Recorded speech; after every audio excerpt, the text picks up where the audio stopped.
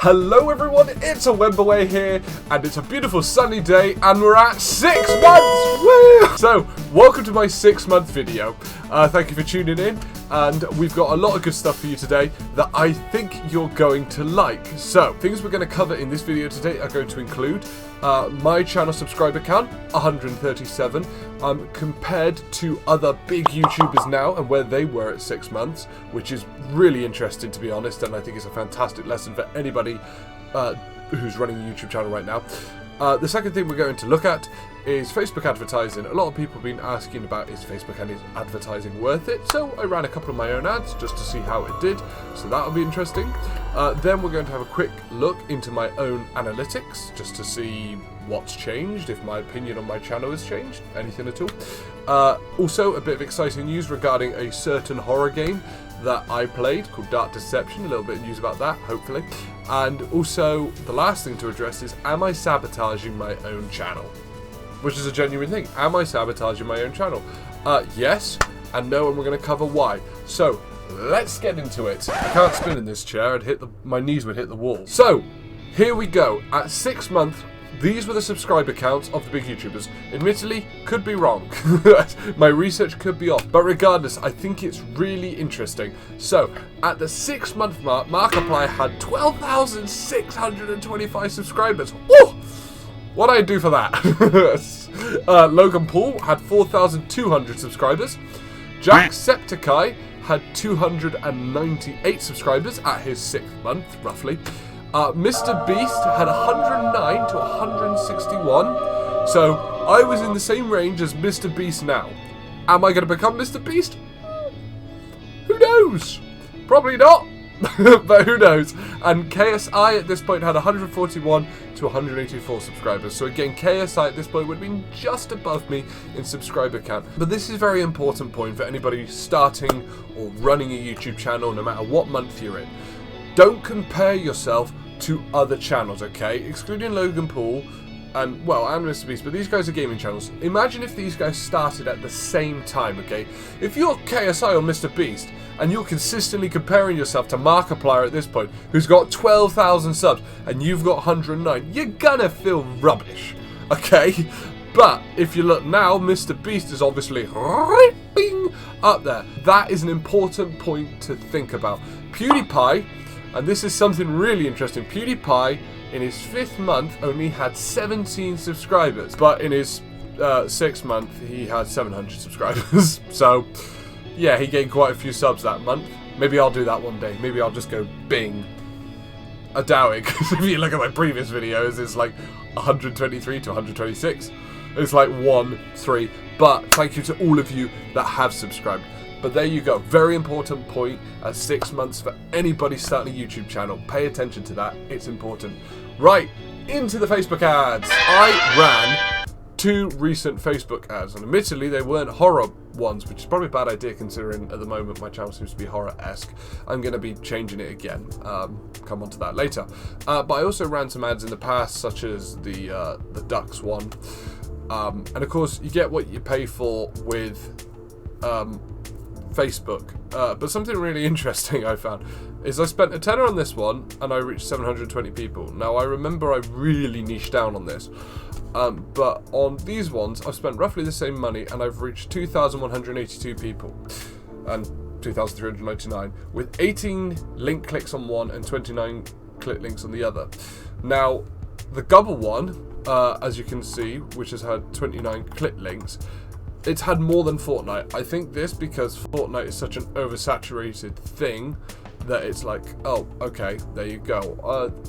12p per click, 29. They're all men between the age categories of 13 to 17 to 18 to 24. That's because I targeted that age category. I also targeted people where they speak English, because I didn't really think I ain't got that dough to pay for subtitles. So naturally, but there you go. And for the Fortnite one, again, a bit oversaturated, despite the fact I think the thumbnail is better personally, and I think it's the better video. Bit more cost per link, and again, all men, yada yada. Placement, most people on mobile apps, so 50% of people watching on a mobile app. 24%, 25% on Instagram feed or Instagram stories, and then 9% Messenger inbox. I really apologise if Facebook's just decided to send my videos into your inbox. But really interesting stuff. As you can see, most people on mobile apps. Think about that when you're doing it. Now, do I think it's worth it? Yes-ish, I guess. So the reason why I say that is I did gain a couple of subscribers from this. Thank you to those who subscribed due to watching it from a Facebook ad. And it does bring a bit of stuff towards the channel. It's not much, and over the long period, it could probably become quite expensive. I spent £5. If you're watching this from America or Australia, you'll have to convert your ratios. But yes, it would be expensive over the long term. If you've got the money to spend, do it. Advertise. Maybe a £5 or £5, $5, and just gradually every 1 or 2 videos just to boost your numbers a bit. Maybe you'll get a bit more. But also don't expect, like, unless you're already well known, don't expect it to be like, boom! Thousands of subscribers. Maybe it's because my thumbnails aren't great. I mean, I like the Fortnite thumbnail. It's simple, elegant, and it's definitely one of my more click-through rate videos. But yes, so for Facebook advertising, it's dependent on your financial situation personally, but it does help. So I'd say it's good for that. Moving on, we're going to have a quick look at my channel analytics.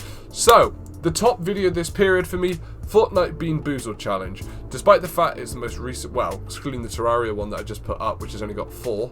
And again, we'll come on to this. The Fortnite one has got a nice average view duration, good lot of views. Its click-through rate was rather good. Here you go, watch time of 3 hours. It's got an 8.1% click-through rate, CTR. So that's me getting better at my thumbnails, thank God. But I don't think the Terraria one was as good, which is really annoying because I loved making that video because it's just nice to hang out with my best mate again. Average views per viewer, 1.6. Apparently though, I didn't get any subscribers from this one, which would mean that my subscribers from the YouTube one came from Gubble. Okay, 1. I thought it was 2. 1. But either way, this one had a click-through rate of 3%, which is interesting because it's got more link clicks on Facebook. Something to think about. But the other reason I bring this to our attention today is I said in my 5-month video that I wanted to try and see how weird and wonderful games like Gubble, Terraria, and Fortnite do, because they seem to have longer watch times and more engagement on my channel. Which was true until I put my analytics on the 90-day, with Fortnite Bean Boozled being the top at the moment, and then How to Beat Dark Deception Elementary Evil, which was one of my worst videos, if you remember the last one, the last 5 months, it was one of my worst videos. And then Dark Deception Running Backwards, again, one of the worst ones last one, still a low view duration, but more views.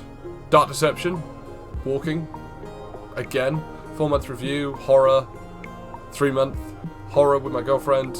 The point being, the channel's horror ones seem to be coming forward again. So I wanted to test how the oddball games did. They do seem to be, at the moment, getting longer watch times. Maybe that's because I'm better at editing them. Again, I played a lot of my horror games prior to me really understanding editing and getting better at it, which is evident by the number of videos I release per month shrinking, because I put a lot more effort into them and a lot more time. But in regards to this, the channel looks like it's going to be slowly going back to horror. Which brings me on to the 4th thing that we're going to talk about, which is why I think this has happened. Dark Deception has recently heated up. Basically, there's been a lot more teaser trailers released, and apparently during August, hopefully, please, Chapter 4 is going to be released. Which means I can go through the next levels, and they look horrifying. Particularly the Joy Joy Gang one. But because of the nature of Dark Deception releasing all this stuff, I'm getting more people coming to view my channel for the horror side, because of course Dark Deception is picking up again, and that was what I wanted my channel to initially to be about mainly. But again, for the point of growing a gaming channel, I wanted to play around with things for you guys, and again, depending on how long I do this, hopefully in 1 to 4 or 5 years time, someone down the line will see Where Was a Wimbleway is 6 months, and it's documented here. So, the last point I wanted to come on to is, am I sabotaging my own channel by not sticking to a niche and advertising it as horror and jumping back and forth and back and forth? Yes, I am. Less people are going to want to view your content, particularly in this day and age of YouTube, when they don't know what they're watching. Like, if you want to watch, I don't know, Big Bang Theory, and then suddenly the cast of How I Met Your Mother comes on, you're going to be like, oh, what? And again, YouTube nowadays, like, you got the Cool Me Kevins, the Jacksepticeye's, the Markipliers, but they began a bit further back in the YouTube period, where it was less people on the platform, and things like Let's Plays and that kind of genre in gaming was a lot more, or wasn't as readily available, we'll say. Nowadays, everybody's doing it who's on YouTube, so because of that, you need to find your niche. Jaffa Cake, also now called Limited Frags, who I previously played with, now has 300 subscribers. Congratulations, by the way. And he is VR, and he does some really cool, funny videos, so go check out his channel, Limited Frags. But because he's doing VR as well, that's a niche increasing area in the gaming industry. So because of that, he's very well capitalizing on that kind of area of the gaming community, which is something you guys should think about. Think, what can I do to niche myself out? Again, I say I'm doing horror, but I'm also doing weird games. I'm jumping back and forth, and to be honest, my channel niche is more the documentation of the growing of the channel rather than the gaming itself. But I only release one once every month at the moment, because life, and I need money to live. Yay. Thank you for tuning in, guys, and thank you to everybody who's been watching my channel for the last 6 months. It means a hell of a lot, just because it shows growth. I mean, YouTube is hard at this point because, of course, I have to take time out of my own day and go aside away from other projects that I'd like to be doing at the same time, because I enjoy this project, to obviously put time into this. And of course, it's that slog to get through. But again, as we showed earlier, compared to other big YouTubers, I'm not the worst in the world. Again, some of you may be watching this 6 months in and be on like 10 million. I mean, Dream, who's the Minecraft speedrunner, I mean, in his first like 2 months, he was on 2 million. But again, he was known in the Minecraft community. But run your own race and just be happy with your own progress, okay? See what you can do personally. Thank you for tuning in to my 6-month channel, guys. Don't forget to hit like and subscribe. If you're watching this and you want to build a channel, do it. It's great fun. And if you're feeling a bit low in yourself, just go for it. I mean, look, you got a lot longer to go. See you in the next one, guys. Hopefully a horror one.